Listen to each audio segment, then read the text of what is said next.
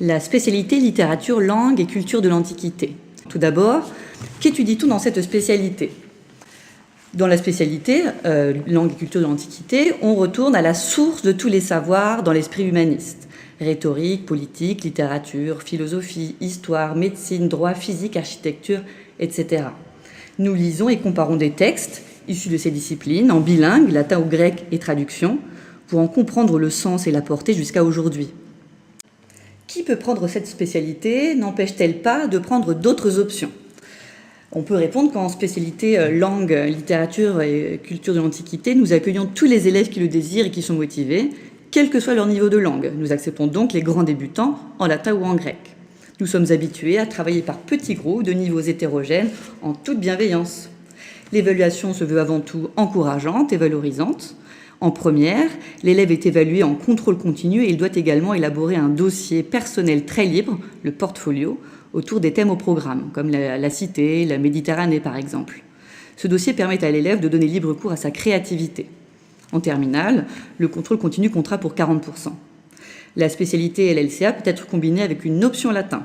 Cette option n'est pas exclusive et n'empêche nullement de s'inscrire en option euro, en option en maths X, en OIB par exemple.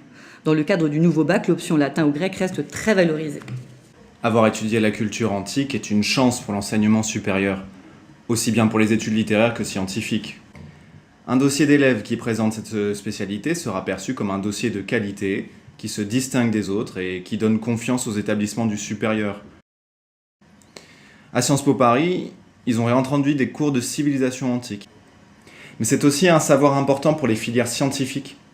Il faut se rappeler qu'au programme des concours d'école d'ingénieurs, qui est l'aboutissement des classes préparatoires scientifiques, il y a une épreuve de français, avec des œuvres au programme qui comportent toujours une grande œuvre antique. Pour les filières littéraires, en allant jusqu'aux arts, au droit, à l'architecture, c'est évident, puisque la littérature, les arts, la peinture, le droit, en France et en Europe, n'ont cessé de s'inspirer des auteurs et des penseurs grecs et latins. Et c'est la même chose pour l'épreuve de résumé ou de contraction de texte au concours des écoles de commerce.